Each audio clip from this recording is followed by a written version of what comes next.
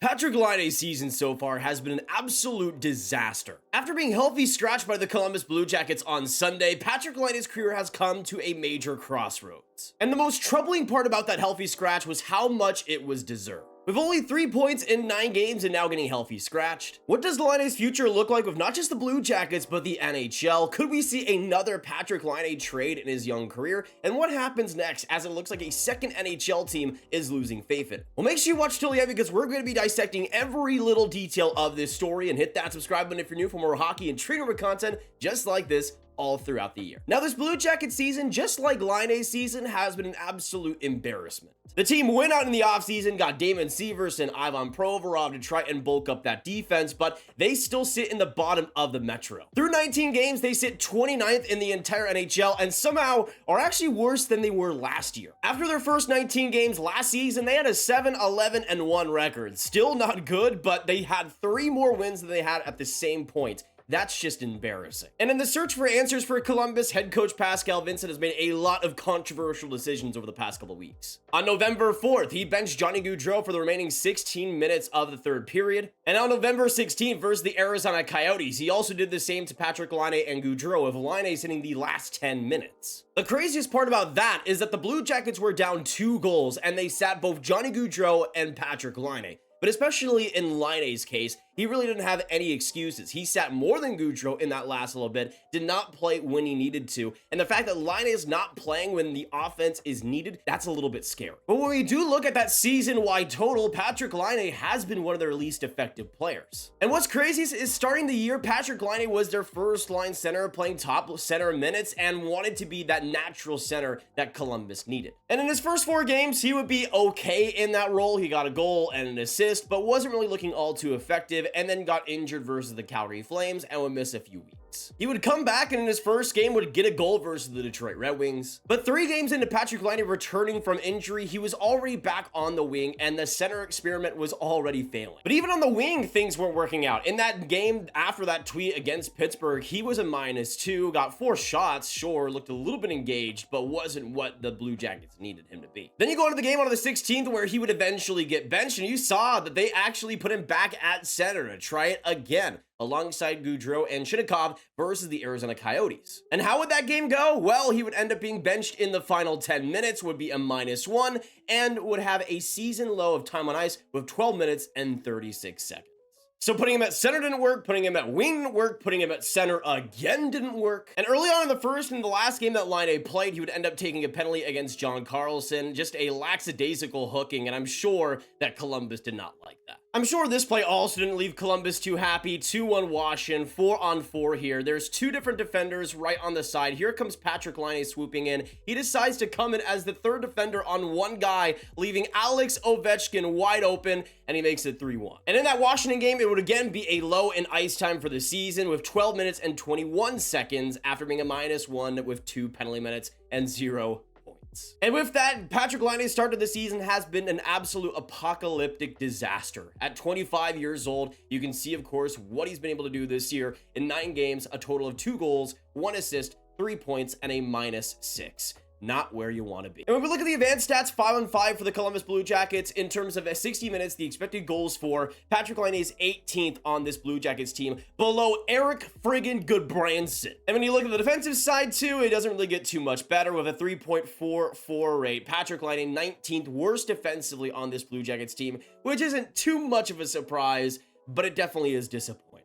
Especially when his 5-on-5 offense has been so poor, to be so bad defensively, you just can't have that happen. Then when we look at all NHL players that have played above 100 minutes in terms of 5-on-5 expected goals against per 60, Patrik Laine is 341st in the entire NHL. Ryan Reeves is above him, man. I'm sorry, if Ryan Reeves is putting up better defensive numbers than you, just pack it up already. But that is what we are seeing. That is what we're seeing with Patrik Laine's game at this stage in his career. At 25 years old, if he was 18, then sure, I could absolutely see this happening. And he has put up those results at a young age in the past. But this 25-year-old Patrik Laine, a player that was supposed to be a center this year. Patrik Laine said how he wanted to be a center and how he can compete with the top centers in the league. Well, I'm not seeing it, bud. The craziest part though about that Patrik Laine healthy scratch is how, in my opinion, it was 100% deserved. This was a player coming into the year that wanted to be a complete natural center. Well, he's not generating offense. He's not generating any defense, and the defense he's generating is going in his own net. That's for sure. I don't blame the Blue Jackets for resorting to a healthy scratch. In fact, when you look at the Blue Jackets forward group,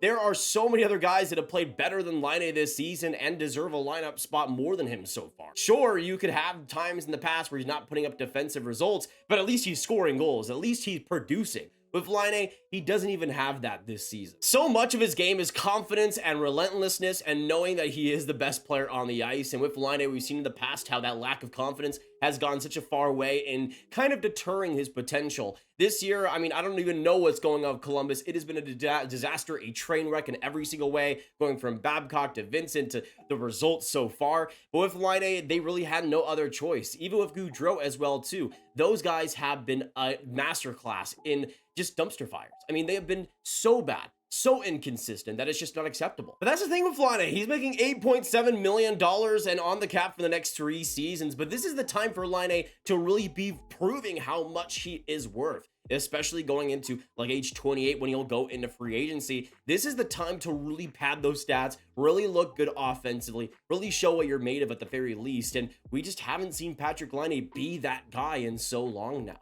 Now, with Patrik Laine, at least throughout the start of his career, he was always more of a power play force. But you can see last season in 2023, I thought 5-on-5, he had probably his best season. You can see the offense at a 2.53 rate, which was the best in his career. And defensively, kind of middle of the pack. But I think eye test-wise, he was playing a lot better defensively than I'd seen in the past. But that's what really hurts the most for me, because in his first little bit with Columbus, he was really struggling to put it all together. But I thought in the last really year and a half, he had looked pretty good. Last season, he only got 22 goals in 85 games, but he still got 52 points, got 30 assists there. Defensively, I thought was one of his best years. Even though Columbus was a trash heap, he was still pretty solid there, and I thought had a really good season considering how bad Columbus was. And heading into this year, I wasn't too sure of the center experiment and how that would go, but I was still pretty confident in Laine being good and hopefully getting that goal scoring back, getting a better shooting percentage, looking more competitive. But we have seen the exact opposite in that. That confidence is really at an all-time low and doesn't really show many signs of getting better. Sure, if he was in a better team that had some better players around him, I could absolutely have seen that confidence getting better, the healthy scratch kicking him in the butt, making him realize that he needed to do a lot better and producing a lot better afterwards.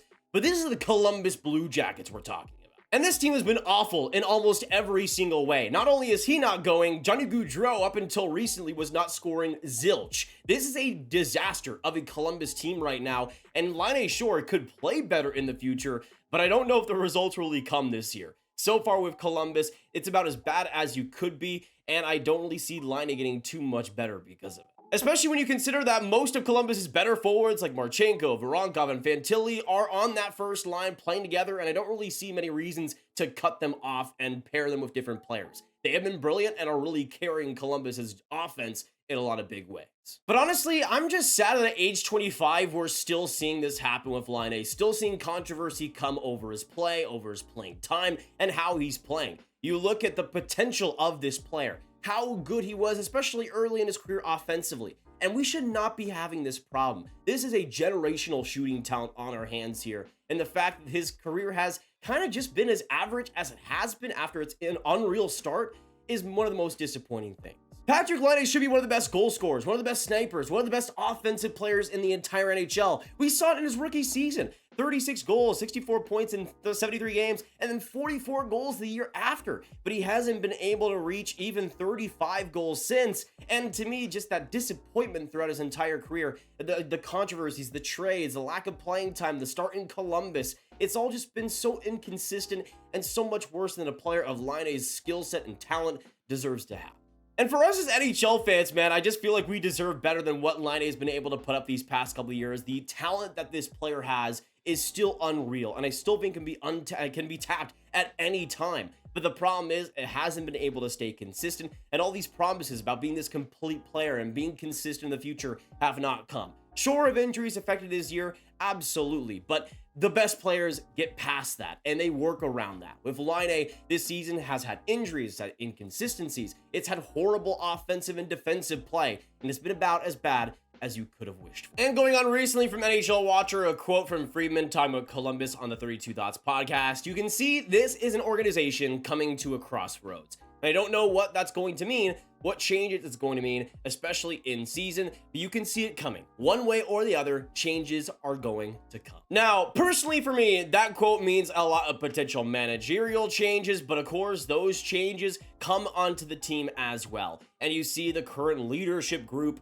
or whatever you want to call it, in Columbus, and of course the results that have come through. This Columbus team deserves to be a lot more competitive than they are. I mean, I didn't see them being a playoff team or being really close to it, but I saw them being competitive, being around the 80-point range and still being pretty decent. For Columbus, though, these results, the fact that they've gotten worse from the disaster that was last year, I mean, I don't see how that's acceptable in any way. But it seems like those big changes likely in management will spill over to the team as well, and I don't really see whoever comes in next, especially with the ownership probably guiding them in a lot of ways, being happy with the direction of this team and a lot of the players on this team. And honestly, I could see another trade in Patrik Laine's career away from Columbus if it keeps going down this road. It really doesn't feel like a situation that benefits both sides whatsoever. It's obvious that Columbus is running into frustration with Patrik Laine and his play so far. And honestly, I could see a deal happening in the next couple of years. It just seems like they're running against a wall, and especially in Laine's situation with the lack of production, I could see a situation where he gets disgruntled as well, and he wants out. But that's just my feeling, especially what we saw in Winnipeg and how that kind of came to a head. It feels like in Columbus, they've tried so hard to make Laine work, and at points, he has worked, but that consistency has just never come. And hey, when you look at the Blue Jackets cap friendly, you got Patrik Laine signed to 3 more years with a modified no trade clause, but of course he becomes a UFA after the 2026 season, and maybe we see a departure there. He has all of the free will after that point, and we'll see what he chooses. I don't think anything is going to happen mid-season. I don't think we're going to see a trade deadline deal with Patrik Laine. I still think we'll see him kind of ride out the ship, but at the same time, it just feels like him fitting with Columbus, him sticking with Columbus as a major part of this team is just kind of going out the wayside, is kind of going out the window. It feels like his future in Columbus is kind of in flux now, like a lot of other key parts of this team. And as Columbus reevaluates what they want as a franchise, a lot of the people within that franchise as well, making some big moves in and out, we could see some players well affected by that too. And Patrik Laine, I don't think he's untouchable or untradeable. I could absolutely see a deal happening, and the Blue Jackets trying to retool this roster, regroup it, and get some more solidified players in. Right now, Patrik Laine doesn't feel like a fit, and that glue within the team, Patrik Laine just doesn't feel like he's gonna stick. Well, let me know what you guys think happens to Patrik Laine with this Columbus Blue Jackets team. Do you see him rebounding, getting better after this healthy scratch? Do you see him staying with Columbus? Do you see a trade happening? Do you see him leaving in free agency? What do you think happens next in the Patrik Laine saga? Let us know all your thoughts down below. Of course, hit that like button, hit that subscribe button, hit that notification bell if you enjoyed this breakdown, and of course want to see more just like this. Of course, make sure you share the video with all the hockey, all the Blue Jackets fans you guys know online, and click on this card for all my trade number content right in one playlist. I will see you guys in the next one. Have a fantastic day, and goodbye.